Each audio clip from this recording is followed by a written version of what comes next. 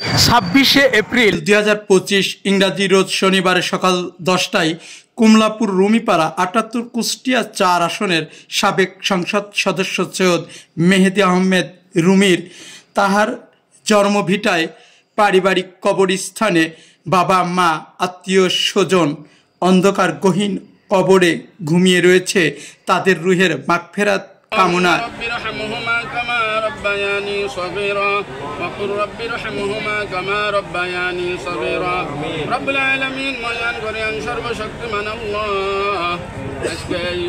সৈয়দ মেহেদী আহমেদ রুমি তার আব্বা মা এবং আত্মীয় স্বজন আল্লাহ দাদা দাদি নানা নানি আল্লাহ যেখানে শুয়ে আছেন সবার রুহানি আত্মার উপর সওয়াবখানি পৌঁছে দিন। বিশেষ অতিথি হিসাবে উপস্থিত ছিলেন সাবেক খোকসা উপজেলা চেয়ারম্যান ও সাবেক খোকসা থানা বিএনপির সভাপতি বীর মুক্তিযোদ্ধা সৈয়দ আমজাদ আলী।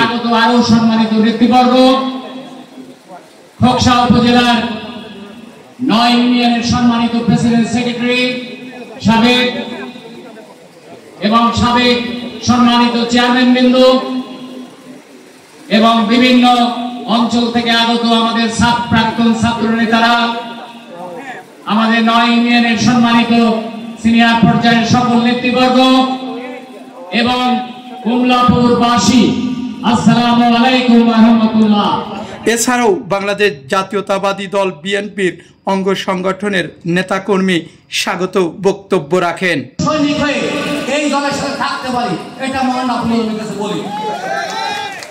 বাংলাদেশ জাতীয়তাবাদী দলের চেয়ারপারসনের প্রধান স্তরের নেতৃবৃন্দ, আসসালামু আলাইকুম।